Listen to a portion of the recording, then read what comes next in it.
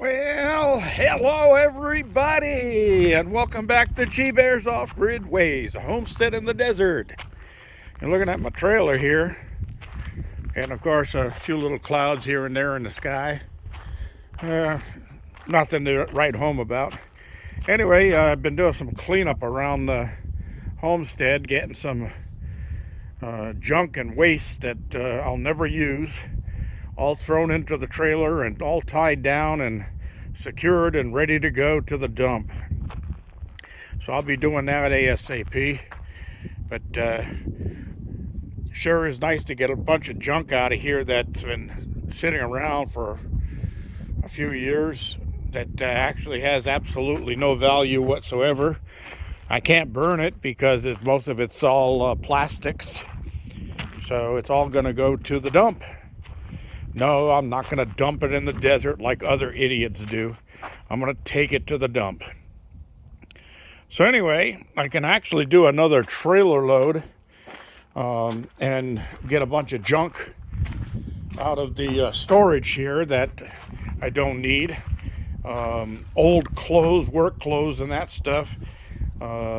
Painter's shorts that have major stains, paint stains and stuff on them.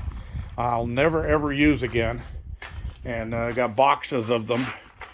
And of course, when I was moving out here, I didn't think that I would be throwing them out. I thought, well, I'll probably use those someday, but I've got enough that I don't have to rely on storing those old beat up ones.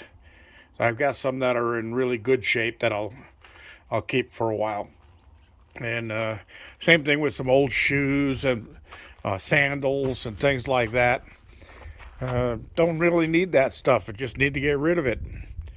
So I'll be cleaning that up and doing a second trailer load. Probably not right away because the dump from here is quite a ways away. It'll probably take probably 45 minutes to get there, and then who knows how long waiting in line before I can unload the trailer and so forth and so on, and then get the trailer unloaded. By then time it'll be lunchtime, and I got my neighbor helping me, so I'll be treating him to lunch afterwards, and a couple of cold beers, and we'll get back here, and then it'll seem like most of the day have been shot by then. But what can you say? You got to do those things, right? You got your things to do. So let's see, what else did I want to cover today? Well, I moved all of the pegboards. Got that one right there because that one I'm thinking I'm going to cut it in half that way and put half of it right there on that wall to handle a bunch of tools that I just got clipped and hanging around there.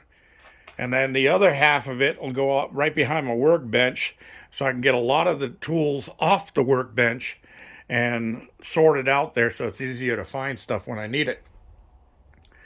And then I got excuse me,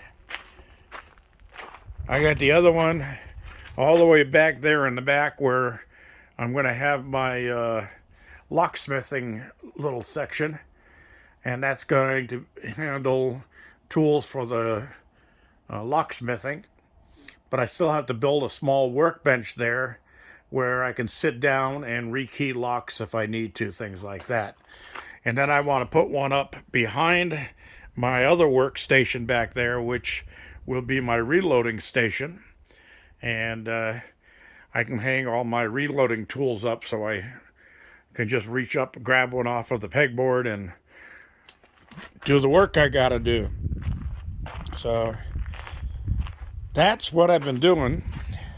I did start taking some of these apart, but I never finished it because the temps have been getting up into the upper 90s. But today was actually a very comfortable day. It only got up to the upper 80s. I hope it's going to stay like that for a little while. So I did get down and watered the garden and things like that, and doing redneck things with off-grid. Tony and Leanne followed my instructions on my video on how to air layer a tree. But something I want to put out to you was I told them make sure you add vitamin B1 to your water for your waterings, because that helps prevent shock in a plant. But he didn't have any, so he used 10-10-5, I think it was, fertilizer. And I winced. I said, no, flush that out of there. Flush it really good with fresh water. You want all of that out of there. Young roots cannot handle extreme fertilizer. It'll burn them and kill the plant. So I hope he gets that done. Anyway, that's a common mistake made by people that are doing things for the first time. They think, well, fertilizer makes my plants grow, so it's gonna be a good thing for rooting. No, that's not true. Also, he was using some rooting powder, and I told him, don't waste your money on that stuff. It's expensive. And a little tiny bottle about like that big, and it's close to $20 for a little bottle. And if you look at the ingredients on it, it says less than 1% active ingredients, 99% inactive ingredients. So it's a waste. So what do you use? Well, you got aloe vera. Cut a frond off, or tip of a frond off of your aloe vera, and squeeze some of the gel out and rub that onto the scion or the air layer area where you're going to be rooting, and that'll do a better job than that rooting powder.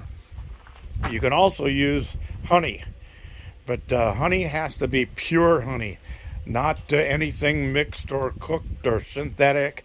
It's got to be pure natural honey, and you want to mix that with a little bit of warm water, not hot, warm water. May thin it out, and then you dip your roots or the rooting section of your scions into that, so that'll help start the roots when you stick it in the soil. All right, so we got past all of that. I did want to get the old carpet out of here before I made this dump run, but by the time I finished loading the trailer with what I had, there was no room left for me to put the rug in there or the carpeting in there, so I didn't bother pulling it out of here. So I'll get that ready for the next load, and it'll go out in the next load. And there'll be some scraps from the new carpet, which is I think I had the carpet people when I was having a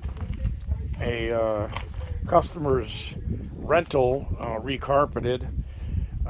They had a lot of extra carpeting, and I had them cut me an 8x12, I think is what I told them, 8x12 piece of carpet. So there'll be plenty of extra scraps and stuff after I put carpeting through the whole back of the van, and some in the front area where the floor mats are, because this is a 2012, so it's 10 years old, and you walk around here in the dirt and carry it inside of the van, and then as you move your feet and scuffle them around, of course you wear out the mats in the front. So I want to take care of that. And my door blew closed over here because we've been having some little gusts of wind today, but it feels good. It's kind of like having a nice fan on a 80-degree day where it's just comfortable. So I'll leave it like it is for right now, but I'll push it open a little bit later because I like it to stay cool in there. And when the sun comes up in the morning, it beats on the walls of this thing, and it gets hot in there. Not good for batteries.